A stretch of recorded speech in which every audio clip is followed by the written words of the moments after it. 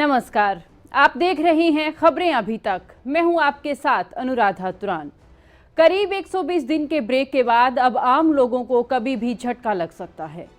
एक और global market में क्रूड ऑयल 14 साल के रिकॉर्ड हाई लेवल पर पहुंच गया है, तो वहीं दूसरी ओर 5 राज्यों का विधानसभा चुनाव आज अंतिम पड़ाव में आ चुका है।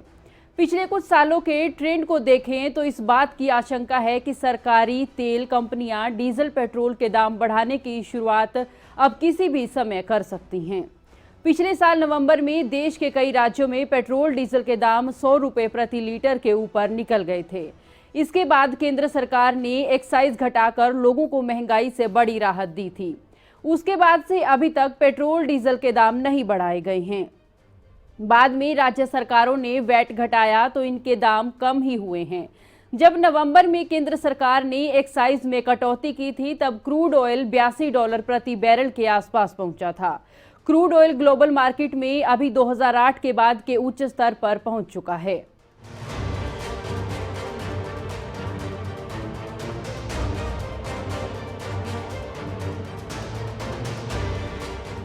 राइटर्स की एक रिपोर्ट के अनुसार ब्रेंट क्रूड रविवार के कारोबार में $11.68 यानी करीब 10% चढ़कर $129.78 प्रति बैरल तक पहुंच गया था।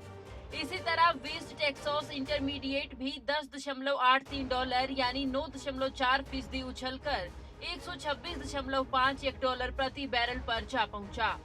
ये क्रूड ऑयल और वेस्ट टेक्सास इंटरमीडिएट दोनों के लिए जुलाई 2008 के बाद का सबसे ऊंचा स्तर है। नवंबर से तुलना करें तो अभी क्रूड ऑयल 58% से ज्यादा ऊपर निकल चुका है। मौजूदा पॉलिसी के तहत सरकारी तेल विपणन कंपनियां हर रोज सुबह में पेट्रोल डीजल के दाम की समीक्षा करती हैं। ग्लोबल मार्केट में क्रूड का जो ट्रेंड रहता है, उसी के हिसाब से घरेलू बाजार में डीजल और पेट्रोल के खुदरा मूल्य घटाए बढ़ाए जाते हैं। इस तरह अभी के हिसाब से पेट्रोल डीजल के दाम 50% से ज्यादा बढ़ाए जा सकते हैं। सरकार के ऊपर ऐसे आरोप लगते हैं कि उत्तर प्रदेश और पंजाब समेत 5 राज्यों में विधानसभा चुनाव के चलते पेट्रोल डीजल के दाम करीब 4 महीने से नहीं बढ़े हैं। ऐसा पहले भी हुआ है, जब चुनाव नजदीक आने पर क्रूड के दाम बढ़ने के बाद भी पेट्रोल डीजल के दाम बढ़ाए गए हैं। साल 2019 में जब लोकसभा चुनाव हो रहे थे, तब भी यह ट्रेंड देखने को मिला था।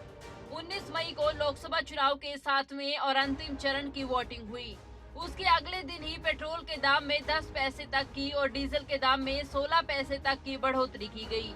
हालांकि क्रूड ऑयल के दाम पहले से ही बढ़ रहे थे, लेकिन तेल कंपनियां पेट्रोल डीजल के दाम उस हिसाब से नहीं बढ़ा रही थी।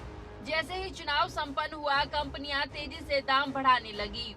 इसी तरह 2017 में 2 बार यह ट्रेंड देखने को मिला। पेट्रोल डीजल के दाम पर लगा मौजूदा फ्रीज सबसे लंबा है। इससे पहले 2017 की शुरुआत में सबसे लंबा फ्रीज लगा था, जो करीब 2.5 महीने का था। तब भी इन्हीं 5 राज्यों के चुनाव हो रहे थे, जहां पर इस बार हो रही हैं।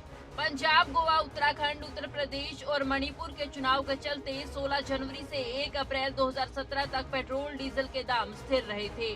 साल 2017 में ही गुजरात विधानसभा के दौरान करीब 14 दिन तक इनके दाम नहीं बढ़ाए गए थे।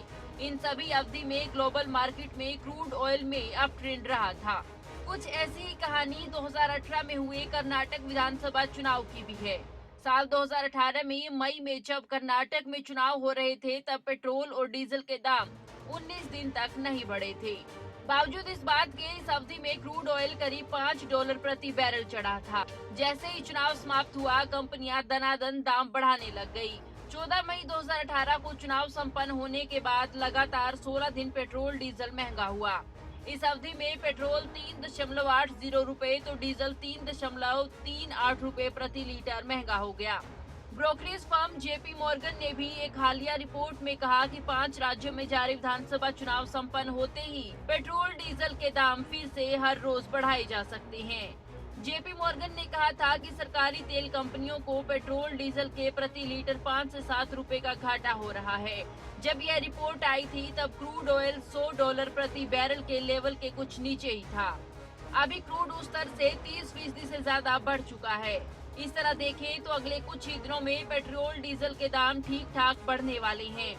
इसकी शुरुआत हो सकता है कि आज से ही हो जाए, या संभव है कि कंपनियां कल से दाम रिवाइज करने की राह पर लौटे।